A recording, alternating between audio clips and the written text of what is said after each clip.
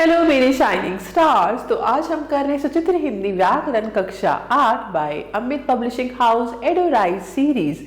तो प्यारे बच्चों, आज हम करेंगे अध्याय 10 उपसर्ग। बच्चों, वे वाक्यांश जो मूल यानी रूढ़ शब्द, संज्ञा, विशेषण आदि के पहले जुड़ते हैं उपसर्ग कहलाते हैं। इनके योग से शब्द के अर्थ में विशेषता आ जाती है। जैसे मूल शब्द है, ये उपसर्ग है और उससे बनने वाले व्युत्पन्न यौगिक शब्द। जैसे मूल शब्द गुण है और उपसर्ग है अव और निर, तो शब्द क्या बनेंगे? अवगुण, निर्गुण।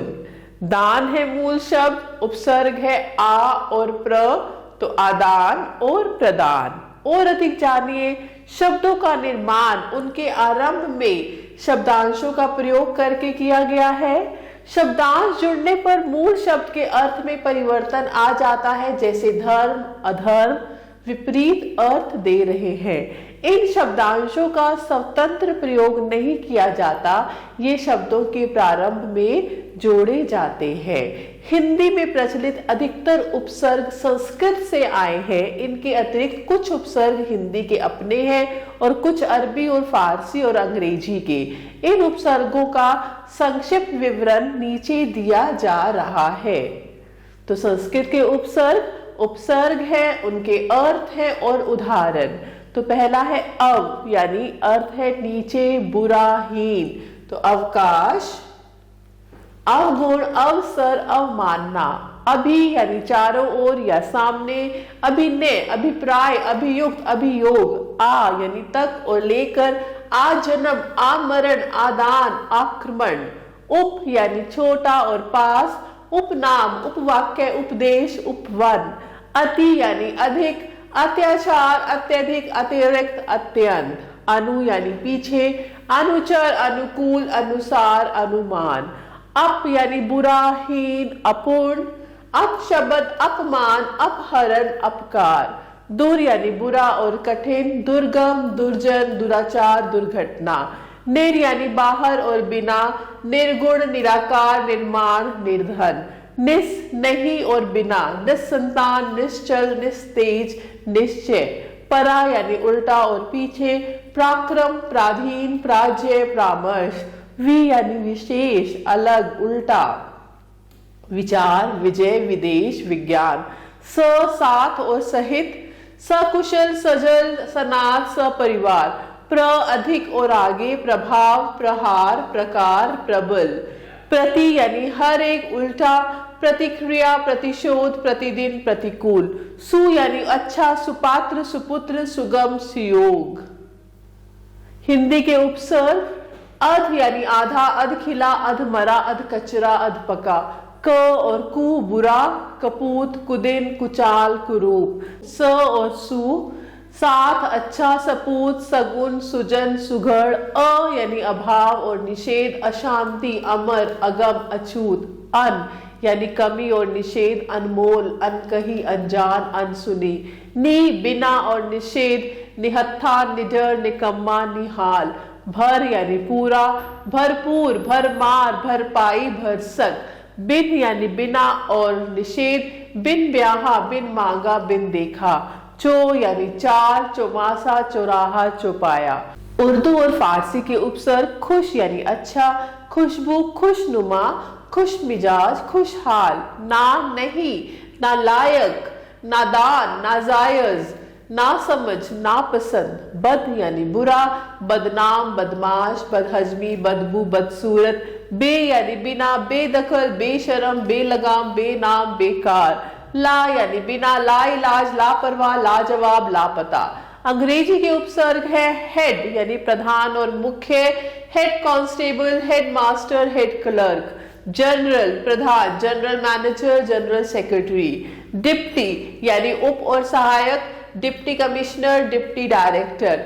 सब यानी नीचे और अधीन। सब जज, सब इंस्पेक्टर, सब कमेटी। अब आपकी बारी। प्रश्न 1 सही विकल्प चुने। पहला है उपसर्ग शब्दों के अंत में, प्रारंभ में या मध्य में जोड़े जाते हैं। तो उपसर्ग शब्दों के प्रारंभ में जोड़े जाते हैं। डिप्टी कलेक्टर शब्द में प्रयुक्त डिप्टी किस भाषा का उपसर्ग है? अंग्रेजी। अ उपसर्ग जुड़ने से बना शब्द अज्ञान। प्रश्न 2, निम्नलिखित वाक्यों को कोष्ठक में दिए गए शब्दों में उपसर्ग लगाकर पूर्ण करो। महात्मा जी ने सदाचरण का डैश दिया। देश है तो क्या बन जाएगा? उपदेश। उपदेश दिया। अध्यापक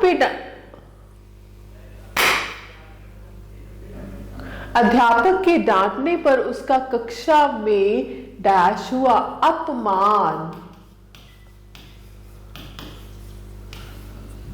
अमिताभ बच्चन एक प्रसिद्ध शब्द है नेता, तो क्या बनेगा? अमिताभ बच्चन एक प्रसिद्ध अभिनेता है।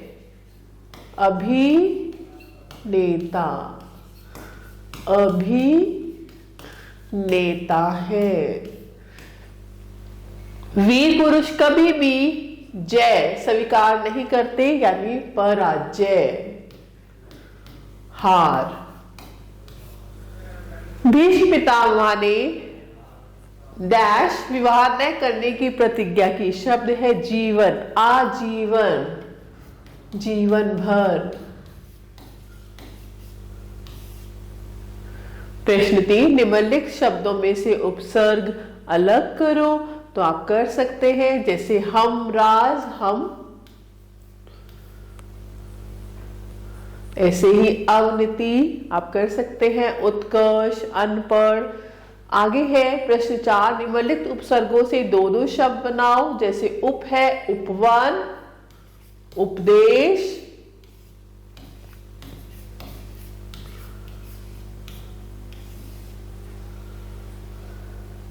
ऐसे अन है अनपढ़। और शब्द बना सकते हैं आप, कु से कुपुत्र। प्रश्न 5, निम्नलिखित शब्दों में से मूल शब्द व उपसर्ग अलग अलग करो। यहाँ पर शब्द है उपसर्ग और मूल शब्द, शब्द उपसर्ग और मूल शब्द। जैसे पराधीन, तो यहाँ पर उपसर्ग क्या है? पर, और मूल शब्द है अधीन।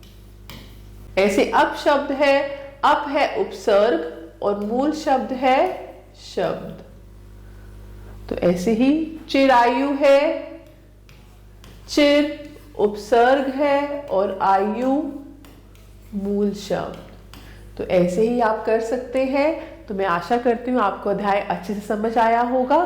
तो आप सभी बच्चों का तहे दिल से धन्यवाद। हमेशा खुश रहें और स्वस्थ रहें।